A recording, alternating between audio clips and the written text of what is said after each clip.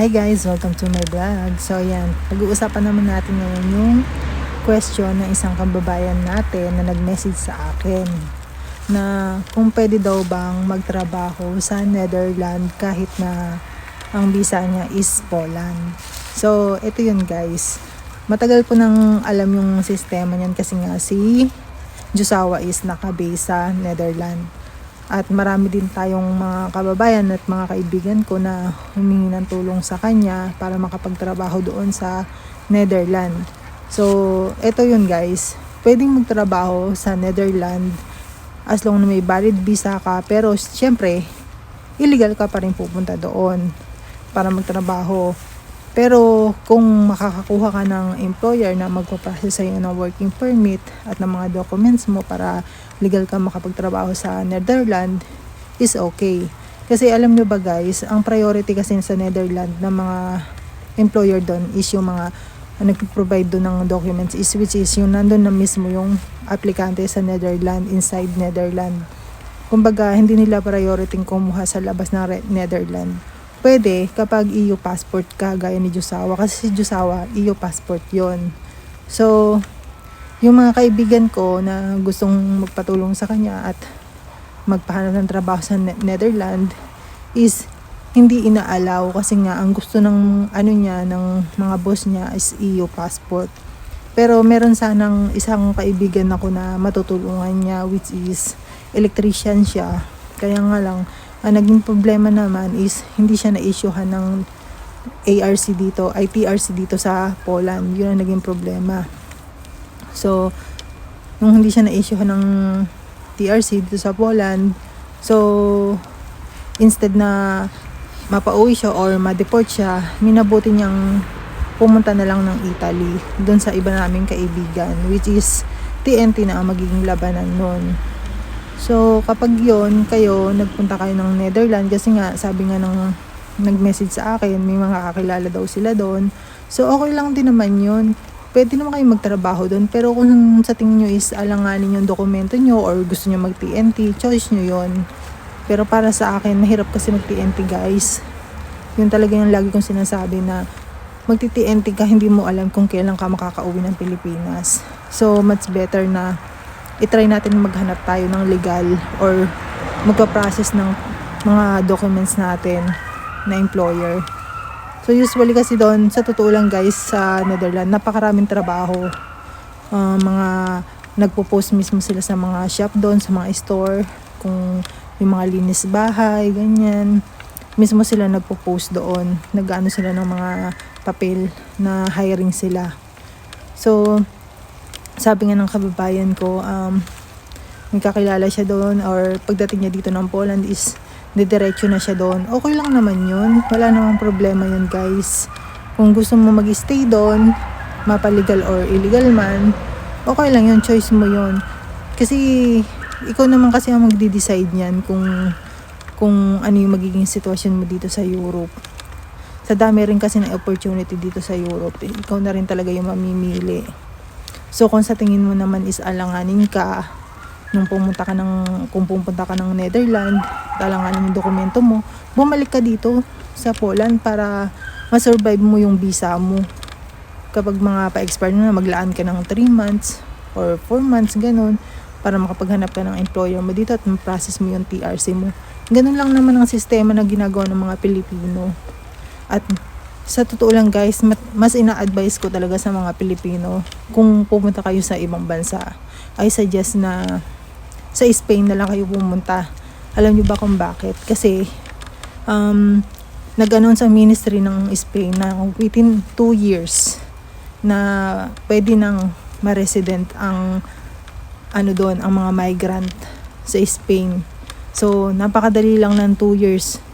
Kasi siyempre, galing ako ng Taiwan, 12 years, hindi nga ako na residence eh. Yung 2 years, saglit na saglit lang yun. So, kaya yung mga kaibigan ko na nanggaling dito or galing sila sa Latvia, sa Hungary, alam nyo ba guys, pinapunta ko sila ng Spain.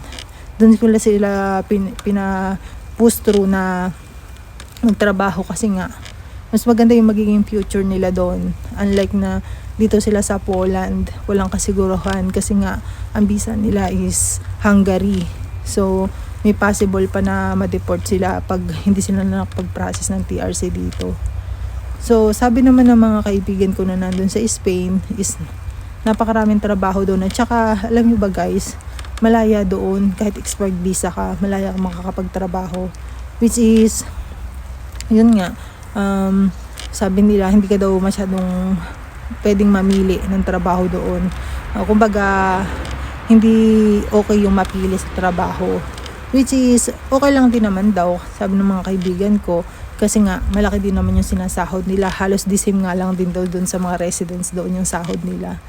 So, kung kayo guys is plano nyong pumunta sa ibang lugar, gaya ng Netherlands or kung saan man, okay lang yan guys. Kayo pa rin yung mag-handle ng visa nyo at saka ng legality nyo sa pagtatrabaho dito sa Europe. Wala namang problema yan eh. Ito lang kasi din yung magiging scenario niyan kapag nagbiyahe kayo, iwasan din natin yung mga expired documents or visa kasi syempre baka ma-check kayo. Siyempre matatakan yung passport nyo. Siyempre isa na namang yun, red flag na naman yun. So much better mag-ingat na lang din po tayo. Kasi may mga case kasi dito na yung mga galing ng Hungary is nagpunta sila sa Latvia tapos natatakan sila. Nung natatakan sila, pumunta sila dito sa Poland. Tapos nung nagpunta dito sila sa Poland, alam nyo ba, nag-try sila mag-process ng TRC dito. Kaso nung nag-try sila mag-process ng TRC dito, na-detect yung nila, yung tatak sa passport nila is nakita na na-check sila sa border. So, nung nakita yon sa immigration, alam nyo ba guys, yung mismong immigration ang tumawag ng police para hulihin sila at ma-deport sila. So, binigyan lang sila ng 1 week para umuwi ng Pilipinas. Bali, 4 sila. Actually, galing nga ng Taiwan yung 4 na yun. So, nakakahinayang lang din guys kung matatataka ng deportation yung yung passport nyo at mapauwi kayo. Syempre, nandito na kayo sa Poland. Kaya, sikapin po nating mag-ingat.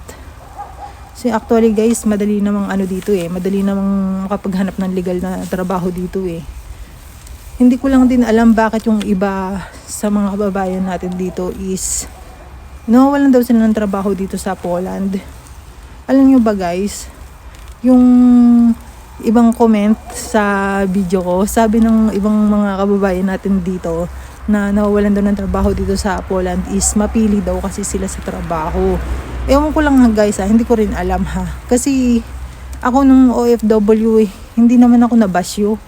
Kumbaga, kunwari kapag alam kong alanganin na yung trabaho ko o yung agency ko, madali ako nakakahanap kasi nga sumasali ako sa mga group, tapos nagtatanong-tanong ako sa mga kasamahan ko kung may mga contact agency sila. Ganun yung ginagawa ko. So, tinatanong ko rin sa mga kababayan natin kung bakit wala silang trabaho kasi nga nagme-message din sila sa akin na kung may hiring daw ba. Ngayon, ako tinatanong ko naman kung hanggang kailan na lang yung visa nila kasi kung lilipat pa sila at alanganin na yung visa nila, hindi na sila mapaprocess ng TRC. Kaya sinasabi ko sa nila na huwag nang lumipat kasi nga alanganin na baka lalong malang mangyari sa visa nila o sa TRC process nila kapag lumipat pa sila. At saka guys, paalala lang din sa mga kababayan ko na yung mga gustong lumipat agad-agad dito, hindi po agad nagpo-provide ang mga agency ng working permit na bago ka mag-start is magpo-provide agad. Merong ganun, pero maghihintay ka ng 3 months. Dapat makapagpagawa ka na ng ng mga 1 month ng working permit. Hindi yung agad-agaran. Hindi pala 3 months, 1 month lang ganun, pinakamatagal. Tapos, yung on the spot, wala pong ganun. Walang ganun.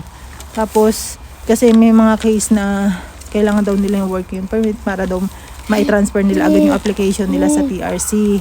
So, mahirap kasi bigay ng trabaho kapag ganun guys. Wala kasing nagbibigay agad-agad ng working permit dito. Ang mga agency kasi halos kailangan magtrabaho ka muna sa kanila ng 3 months bago kanila bigyan ng working permit dito sa Poland. So pagkakakitaan ka muna nila. So ayun lang guys. Sana nasagot yung tanong nyo at saka salamat sa suporta nyo. God bless us all po. Bye!